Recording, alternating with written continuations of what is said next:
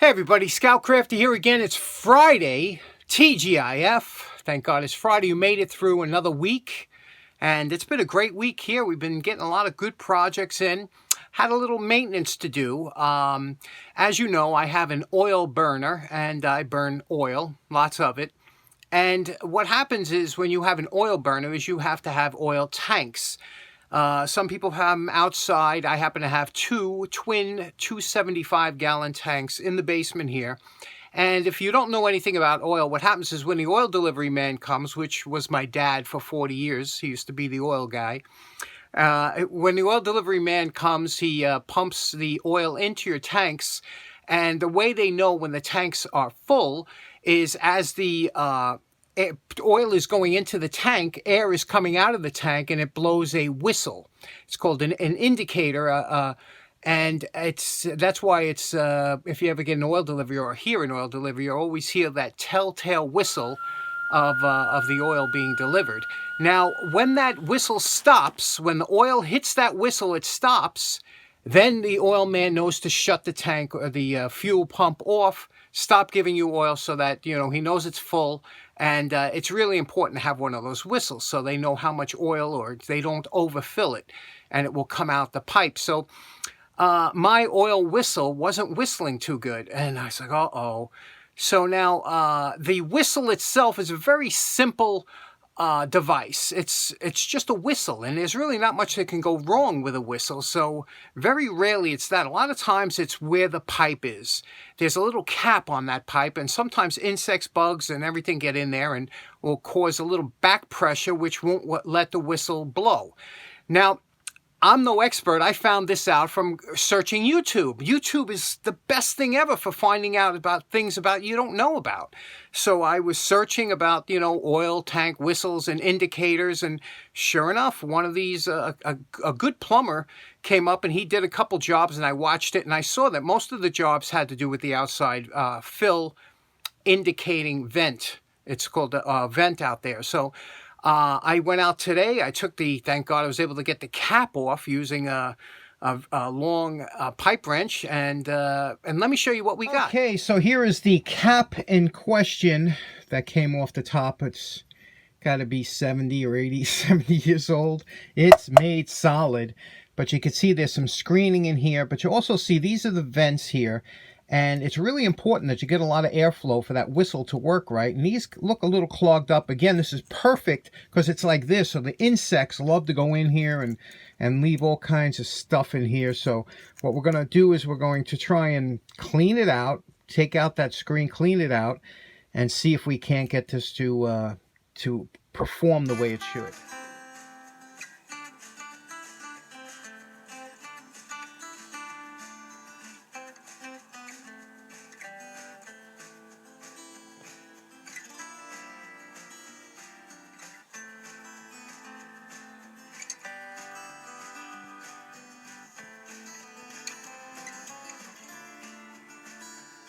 Okay, when I was on one of my walks, I found this piece of screening thrown out. Of course, you take it, you stick it in the rafters, you forget about it, and today I needed it, and that's perfect, right? So what I do is I cut out a circle, a little bit bigger than the hole that's in here. Use tin snips to cut the screening. Look at that. It cuts like butter, right? Especially if you have a nice pair. And then we'll take this here and we'll press it down into here. Just like this, because you want it to press down like this so it don't pop out again. It's got to go below the threads. I'll show you what that looks like. Okay, see now there's the new screening put in there, and again it's below the threads. The threads don't go all the way when you're screwing it on. It only goes about halfway, but it is below all the threads. It's pressed down. It can't go any more in there, and because it's shaped like that, it can't pop in and go into the tube, and that'll prevent any insects. But insects love to go in to these holes here, and now you can see what we did. It's going to look nice up there, right? So I think we'll clear coat this, paint this black, and then we'll reinstall it. It's been 24 hours. You see we painted this here. We have the screening installed. We clear coated this. This is all clear coat with a heavy duty coating of Rust-Oleum crystal clear enamel. And then now what we're going to do is we're going to put some anti-seize lubricant on the inside threads here, screw it on, And tomorrow I get an oil delivery, so we'll see if it whistles the way it should. Hopefully this will be all it needed. Okay, next up, as tool collectors and restorers and just people that love tools, every once in a while you come across something, a tool that just, I swear it's like a soulmate. It's like love at first sight. I have a few of them. The Eiffel wrench was one that I said every collector should have one of those. The windmill wrench, you know, I love that thing. That thing's cool. But I think my all-time favorite, the one that just took my heart away the first time I saw it, was the Crescent folding T-handle screwdriver. And I can't get enough of these things. I know they will be collectible one day. I buy them whenever I can see them at a reasonable price. And I have to tell you, I just love this screwdriver. So I found one. It was in what I thought was decent shape, but I think it's going to need a little bit more work, but I'm willing to do the work and put it in. Let's check it out. Here it is, the Crescent, most beautiful screwdriver I think they ever produced. You know how I feel about these. Let's take a look at this one. You can see here it's a little, has a little bend to it, nothing severe. We could straighten that out. 1, 2, 3. The main thing is it works really good. It's got a nice snap to it. You can feel that, and it hasn't been beaten on too bad. I've seen these really mushroomed over. This one's got a little bit of, you know, beaten. It's a tool. That's what it's meant for. People use it as a hammer or whatever. But the main thing is, you always got to remember there's always going to be rust in there. Okay, there's always going to be rust in there. So that's another perfect time to use the Evaporust, because it'll get all in there, get all that rust out of there. So we're going to soak it in Evaporust, and then we're going to come back and start working on this beautiful Crescent T-handled folding screwdriver. One of my favorite if not my most favorite screwdriver. So let's go put it in the Evaporust. Okay, it's been 24 hours in the Evaporust. There is no more rust, powder rust in here at all. It's hard to see in there, but it is clear of any rust in there.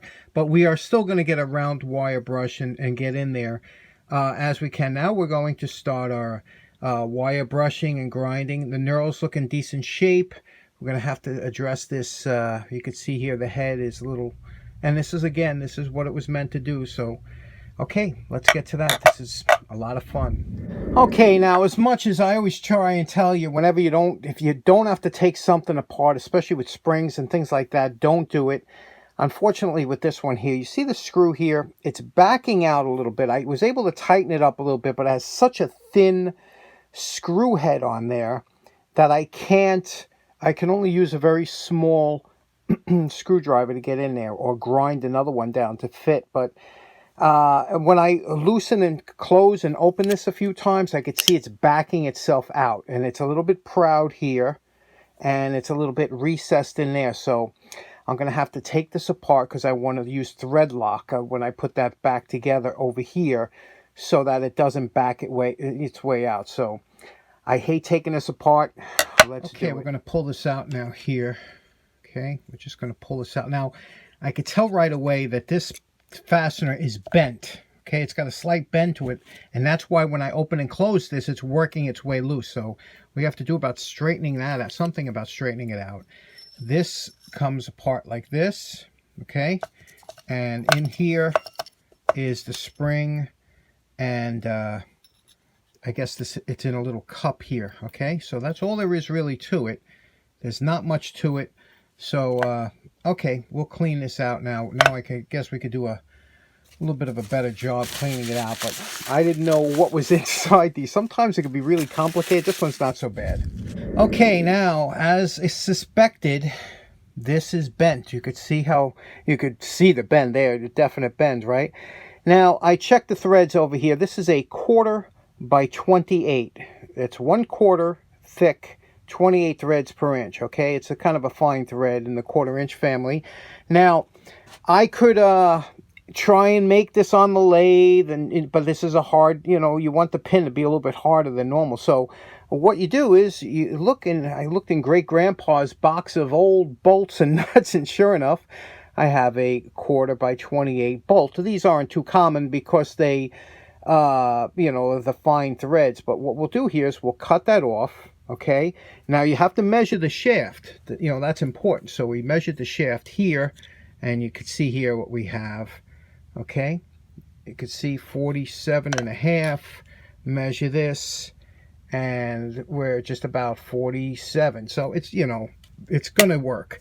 What we'll do is we're going to cut this off here, and then we're going to have to drill put a slot in it. Now this slot is way too thin for any screws I have, so I'll make a thicker slot, will be better. And that solves a lot of problems. Okay, you can see here was the old pin here, the bent one. We made a new pin, and we put a thicker slot in here so it's a little easier with a normal screwdriver to get in there. So we're good to go on that. Now we just got to clean up and get rid of all the rest of the junk. Okay, I officially have gone down the rabbit hole. Now here's the pin, okay, that goes in here. Now if you look real close, they did put a bushing. This screwdriver had to be designed by a machinist because it is just amazing. But there is a brass sleeve in there. You see that? And it is worn out. And you can see when I put the new pin in there, we get a little bit of wobble. It shouldn't be that much, okay? Because that's, you know, going to have slop in the screwdriver. So I'm going to turn one on the lathe, and this is where you go down that rabbit hole. I'm going to try and turn a new and press it in. So okay, we'll try. You can see we pressed a new bushing in there. You can see, okay? And we really had to press it in, but check this out now. Now, it's very, there we go, look. No wobble whatsoever. And actually it's a little tight. I'll have to wear in a little bit, but how cool is that? Now let's get over to the dake, straighten this out. Everybody's favorite, the dake. Now let's just change the nose cone here and get things set up.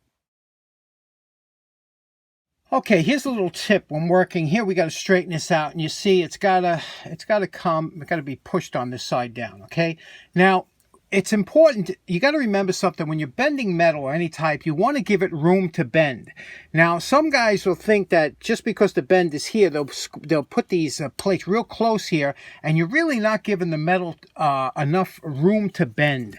The metal wants to go back to its original shape, so you have a lot of play with this, okay? So we want to touch it right about over here, okay? And we'll bring this down here. And it won't take a lot of weight on this one because these screwdrivers weren't tempered to be super strong like that. So you can see here, okay? Now we'll bring it down a little bit. Okay? And then we'll bring it back. We'll get a little spring back and take a look, okay? And let's see what it looks like here. You can see that there? You know, you can see that's very close. Extremely close. I think that's pretty good.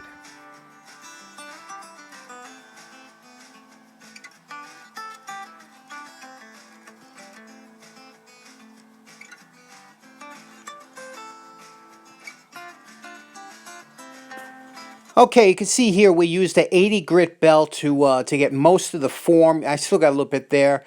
But we took out all of the nicks, the dents, the dings with that 80 grit belt. Now we're going to go to a worn 120 and refine it. Do the same thing, but refine it.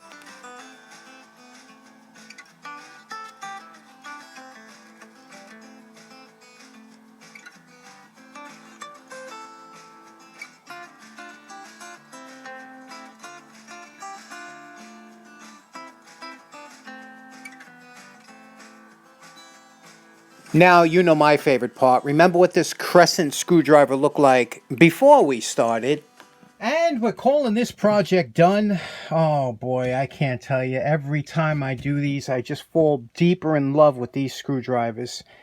Look at this beautiful, beautiful piece of work. I mean, the designer of this screwdriver, I would love to buy that guy coffee. Okay, let me show you what we got here now. First, let's take a look at what we did here. We polished out the back. Remember, this was dinged up and dented up. We cleaned out the knurls. They were nice shape, you know, no damage. The shaft, we straightened it out. It's nice and straight. You could see the tip, the reground. The tip looks beautiful, right? It's just a beautiful. Now check this out. Listen to this. That snaps off. Oh, a little Scout Crafter red there. Crescent Tool Corp and Jamestown, New York. I can't tell you how beautiful this is. What a nice screwdriver. Everything is cleaned out, lubricated. Listen to this close. You ready? Oh, I'm telling you. Now, what I do a lot of times, you'll see I bring this to tool meets or whatever. A lot of guys have never seen this screwdriver before. A lot of people have never seen it. So they say, yeah, and I hand it to them and I say, play with this for a minute. And that's it. Everybody's like, I got to get one of those, you know. So take my word for it. You know, I buy these all day long. If I see these for $25, I grab it. You know, I'll pay $25, $30. I'll pay, you know, because these will be collectible one day. You know, I know they will be. And I suggest you do too. And I know I'm kind of cutting myself in the... I'm shooting myself in the foot by telling you to buy them at that price, because that means there won't be any left for me. But I have a few, and I really want you to have one. But great screwdriver, as you can see. It's just a beautiful design. Obviously made by a machinist, because it's just, you know, too great, this screwdriver. And they made a lot of them, but a lot of them are beat up because a lot of people use them for hammers and stuff. So if you find one, pick it up. They make great restoration projects. They always come out nice. Great steel, great project. Okay, so in closing, that was a great project, you know, great screwdriver. Best one out there. I can't think of another screwdriver better than that one. So I hope if you come across one, especially if you get one in a decent price, under $20 or something like that, grab it. Anyway, thanks so much for tuning in. Hope you have a great day. Take care now. Bye-bye.